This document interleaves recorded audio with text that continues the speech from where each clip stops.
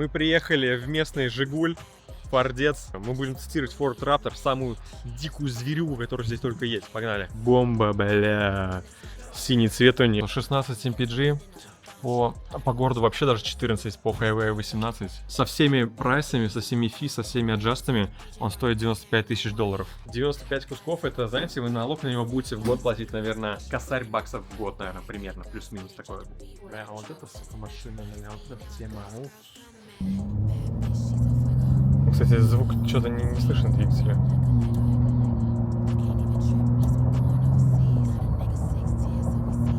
Я вот 180 ростом, получается, капот мне по шею.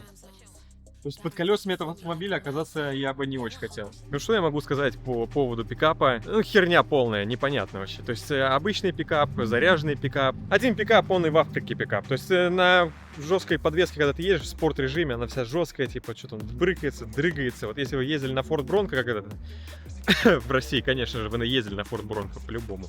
Вот, то вы понимаете, о чем я говорю. Он такой дерганый, блин, как блядь. А вот когда ставишь лайтовый режим, нормальный режимчик, на пикапчике едешь, он такой, как караван, просто как будто вы на диван поставили вот так вот, и он вас катает вот так туда-сюда, туда-сюда. Ну, не знаю, я не оценил. Вот человек хотел посмотреть пикапчики, я такой, я с тобой буду снимать контент. И вот наснимал.